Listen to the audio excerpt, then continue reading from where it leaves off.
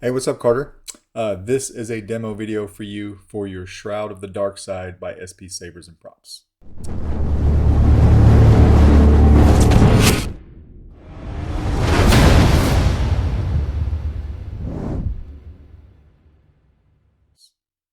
Um, this is not the easiest saber in the world to set up. All right. As far as accuracy goes, it looks very accurate. It was beautifully done.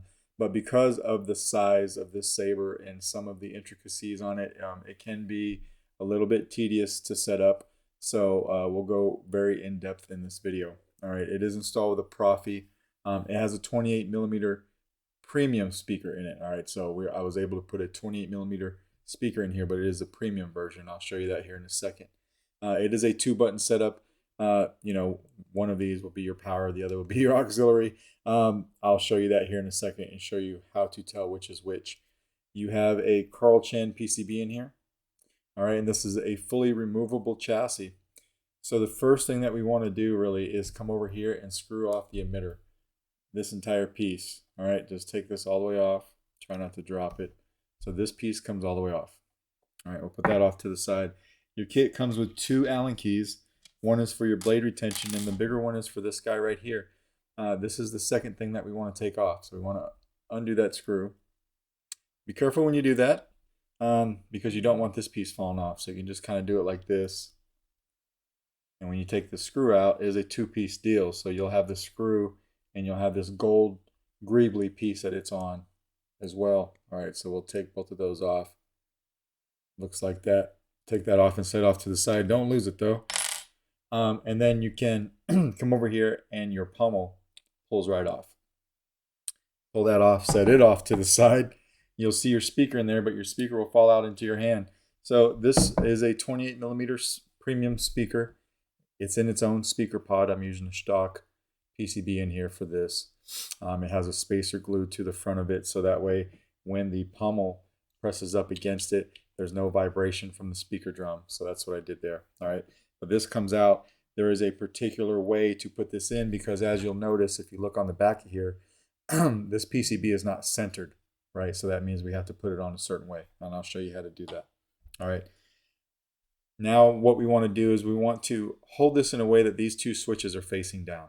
And if we don't do that, first you want to kind of like make sure that they're out and not pressed in. You want them facing down so gravity holds them in. And then you can come in here from the pommel. You see your chassis there. You want to push it out the emitter. All right, so push it straight out. Get those acrylic pieces to be out first. Push it out with your finger a little bit. You'll see it pop out and you can pull it right out. Now the reason I said to hold these acrylic pieces down is because when we flip it up, they fall right out. All right, fall out into your hand. They're just simple acrylic buttons. So you have a red one and a green one. All right, so I'll put those off to the side as well. Normally when I would do this and you're just doing it back and forth, you would want to kind of always hold it like this and you don't have to put the switches in every time. I'm breaking it all the way down this time just to show you how everything goes together. But it would be, beneficial to take your chassis out and set this on your table somewhere where those switches stay facing down. All right. We'll put this off to the side, and this is your chassis. This is a small guy. I mean, that's my hand. You can see it fit in the palm of my hand, right? It's small. It runs off of a removable 18350 battery that I'll put in your box. All right. So that's your removable battery set up right there. You can see your 2 switches. So you got a small tactile switch here, another small one here. This one on your, well, this one right here is the power. So if we were holding this up where the switch is faced up when it's all put together, the switch on your left hand side will always be your power. And of course your right hand will be your auxiliary. That's how you can tell. If you ever forget that, if you look closely at one of these switches, I used a red and a gray wire to wire up the power, and then the auxiliary is wired up with a gray and a blue wire that you can just barely see through that opening. So that's how you can tell what's power and what's aux. Red is power. All right, you've got your stock pogo piece right here to hit that PCB on the speaker pod. And again, a shout out to my dude Ollie over at White Cloud Sabers. he actually sent me his chassis for this saber when it first came out, and that's how I was able to do this. I had to make a few modifications for it to work with the particular saber that I had, but Ollie was definitely the one to come up with this design. Slanted his speaker pogo pin so that he could hit the speaker pod just right, and it's a very nice design. So I like to give a shout out to him, whenever I'm using this. So anyway, I piggybacked off that and made my own. So your board is right here. Easy access to your SD card and your micro USB. For right now, your board is a snap fit down into the shelf, all right, because you'll probably go in here and do what you want to the sound fonts. When you're done, I would highly suggest putting a little bit of E6000 on each side of the board and holding it down and just letting it adhere down to the chassis so it stays. I did not do that yet so that you could easily pop this guy up and get to your SD card, even though you don't have to. Sometimes people find that it's a little bit easier to do it that way. But if you really wanted to, and this is how I do it, I just take a pair of tweezers, come in here, grab that SD card and pull it right out. Very easy to do. All right. One more thing I put on this chassis is I put a 5-pixel Neopixel, or a 5-pixel strip underneath the board right here where these 5 holes are at. I like to do some blinkies whenever I can, even if it doesn't make any sense. It doesn't make much sense on this guy, but we went ahead and we did it anyway. All right, so when we take our battery and we put it in, you could see them going there, right? So it's kind of a slow scroll until we come over here and we hit power. You're not going to hear any sound because the speaker's not connected. But when I hit power, it gets faster, right? And then you could see your LEDs on this guy going, and it's got twist off. And when you twist it off, they go back to being slow again. Now, these are on a timer, so they'll time out if you don't turn the saber on right away. They probably will time out by the time you get this thing together. All right. So going back to the saber, the first thing we want to do to assemble it back, when you look at your speaker pod, you'll notice that one place on it, I have this gap. All right. It's not anywhere else except for that one spot right here. That gap needs to line up right where we put that screw in to hold the pommel in. All right. So it needs to go right in there. It needs to be square. All right. Square right on that gap, because that way there's room for the screw to go in. Right when you put that in and it looks like that, you can come over here and put your pommel on. Snap your pommel down, kind of hold everything in place. And then we'll come over here and we'll put that screw back in. So we'll tighten that down. Don't over tighten it. Get it to where it's tight and leave it alone. It is easy to ruin the threads if you're not careful with that. So just be mindful of that. Get it to where it's tight. Let it be. All right. And then now everything is locked in solid. It's not going anywhere.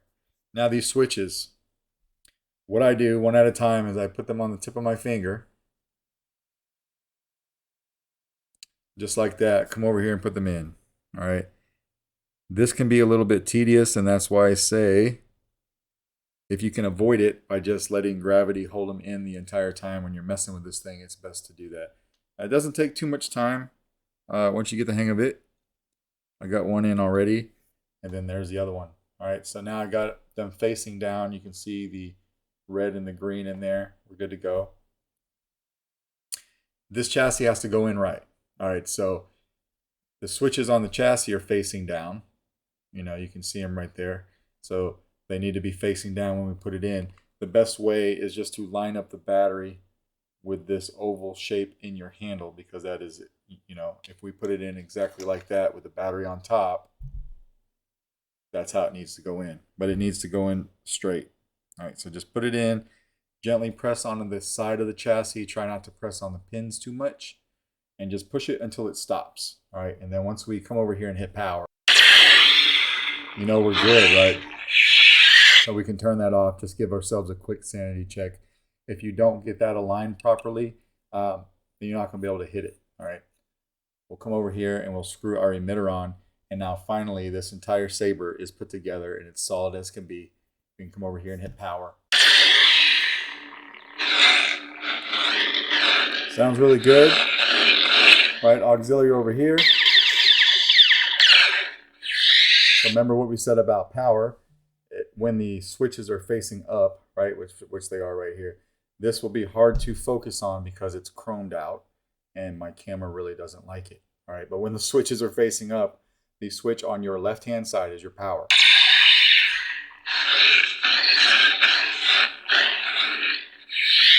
So I'm going to turn this light off, and then we will throw a blade in. Your blade retention screw, again, sorry if I'm having a hard time focusing, is right there where my pinky's at. And this takes a 7/8 inch blade. All right.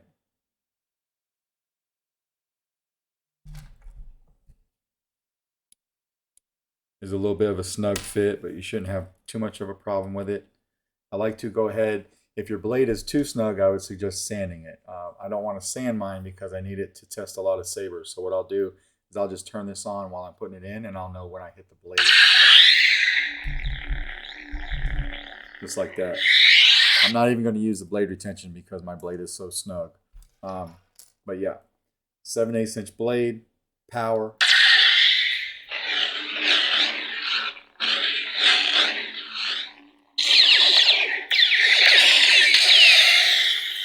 The blade lockup, right? This has my sound font on it with a copy of the config file that I used on the SD card, so you can build from that really easily. Normally, though, to trade sound fonts, you just hit auxiliary. So, bring you to the next font. We'll turn it on. Blade or blaster bolts is just tapping the auxiliary. Blade lockup is holding the auxiliary down and hitting the saber.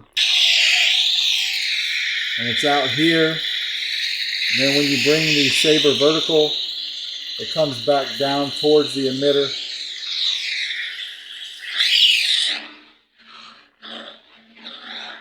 But once all together, very solid.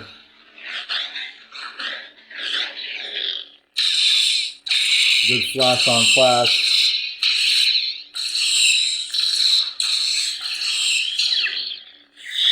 And then, of course, to play your soundtracks is a long press on the power.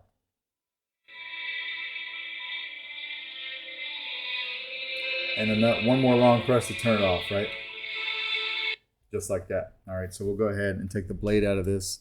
I'm going to break this down off camera. I'm going to break it down the same way I showed you right at the very beginning when we took it out to put a battery in it.